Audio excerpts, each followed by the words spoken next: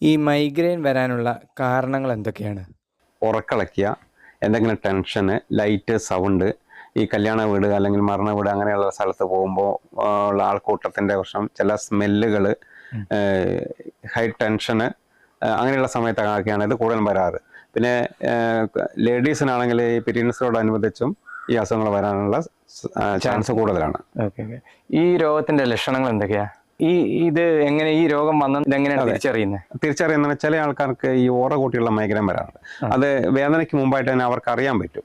അത് ഒരു 10-20 മിനിറ്റ് മുമ്പ് അവർക്ക് കണ്ണിന് ഒരു ഇരളൽ പോലെ വരും, ഒരു മങ്ങൽ പോലെ, ഒരു ഫ്ലാഷ് അടിക്കുന്ന പോലെയൊക്കെ വരും ഒരു വേദനയ്ക്ക് മുമ്പായിട്ട്. അപ്പോൾ ആ രോഗിക്ക് അറിയാൻ പറ്റും എനിക്ക് മൈഗ്രെയിൻ വരാൻ പോകുക എന്നുള്ളത്.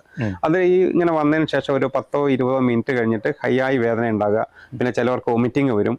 വൊമിറ്റിങ് കഴിഞ്ഞിട്ട് ഒന്ന് ഉറങ്ങിക്കഴിഞ്ഞാൽ ചിലവർക്ക് റെഡിയായി കിട്ടും, ചിലവർക്ക് അത് 2-3 ദിവസം വരെ അത് തുടർന്ന് പോകാം. ഈ ചികിത്സ തുടങ്ങിയിട്ട് എത്ര വർഷമായി? ഇത് പാരമ്പര്യമായിട്ട് കിട്ടിയതാണ്?